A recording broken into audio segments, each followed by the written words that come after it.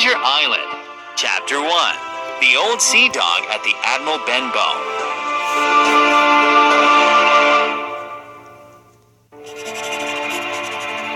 My name is Jim Hawkins, and Squire Trelawney and Doc Livesey asked me to write down the whole story of Treasure Island from beginning to end. They told me to tell everything and keep nothing back except the location of the island, since a lot of the treasure is still there. So, here I am, in the year 1750, remembering a time when my father ran the Admiral Benbow Inn, and an old seaman first came to our door. He was a tall, strong, nut-brown man, pulling a sea chest behind him. A dark pigtail fell over the soiled shoulder of his blue coat. His ragged hands had black, broken nails, and the scar across his cheek was a dirty, ugly white. He came in, sat down, and ordered a glass of rum. "A comfortable inn," he said, drinking slowly. "and in a good location. Many customers, mate?" "No, very few," my father said. "It's a pity." "Well then," he said, "this is the place for me. All I'll need each day is bacon and eggs in the morning, some rum, and a room with a high window to watch for ships." He threw down 3 gold pieces.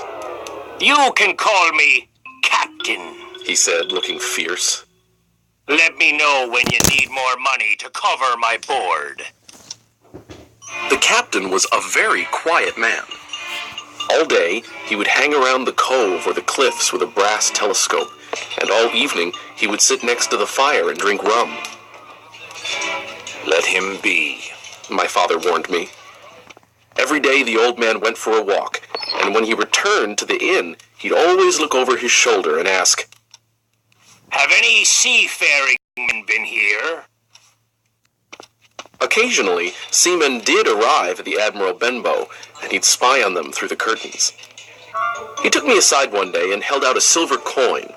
"I'll pay you every month," he said, "if you keep your eyes open for a seafaring man with 1 leg." "1 leg?" I said. "Let me know the moment he appears." On the first of each month, I'd ask him for my wage. He'd stare at me for a long time, but eventually he would give me my coin. "Look out for the seafaring man with 1 leg," he repeated ominously. How that one-legged man haunted my dreams. On stormy nights, he appeared to me in 1,000 different forms with 1,000 evil expressions. Sometimes his leg was cut off at the knee, and sometimes the entire leg would be missing. The one-legged man would chase me over hedges and into ditches. I thought these nightmares were a high price for my monthly pay, but oddly, the captain himself didn't scare me at all. "More rum!" he'd shout. He'd force our trembling guests to listen to his stories and his singing, and he wouldn't allow anyone to leave. "Pay attention! 15 men on a dead man's chest," he sang. "Yo-ho-ho and a bottle of rum." Everyone sang in answer, joining in for fear of death. "You'd walk the plank in the dry Tortugas," he said, pointing to one reluctant guest. "And on the bloody Spanish Main," he said, pointing to another. "You'd be tortured and then hung." "He's lived among the wickedest men on the sea," one guest whispered. "He uses such shocking language," said another. My father held his head in his hands. "The inn will be ruined. People won't come to be bullied and sent shivering to their beds." I disagreed and said to my father, "The captain does us good. People are frightened, like excitement. There's even a group of young men who pretend to admire him. They call him Sea Dog and Old Salt, and say he's the sort of man that made England fearsome at sea." "But the money he paid us is long gone," my father said. "I don't know how to insist on more. Whenever I try, he just stares at me." Father wrung his hands and looked very ill. So, the captain stayed. He never wrote or received letters or spoke with anyone but the guests, and then only when drunk. And we never saw inside his great sea chest. Late one afternoon, Dr. Livesey arrived to see my father, who had become quite sick.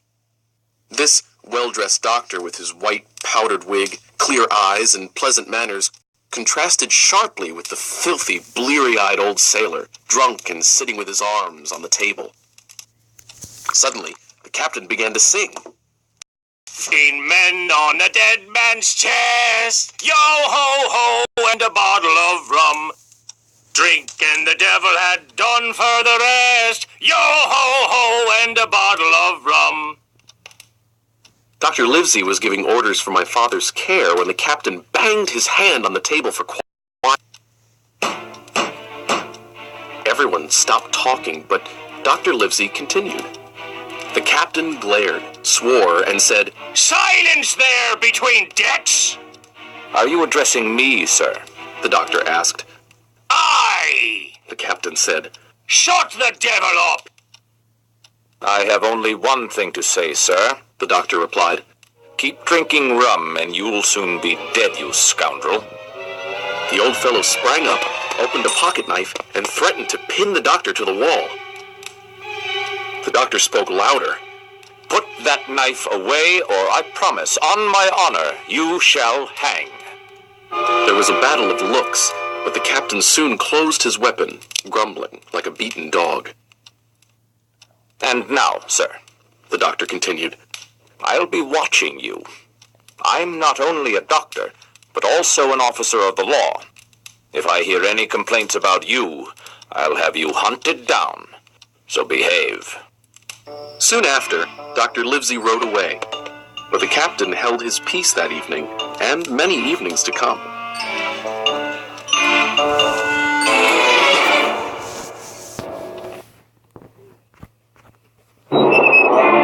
Early one frosty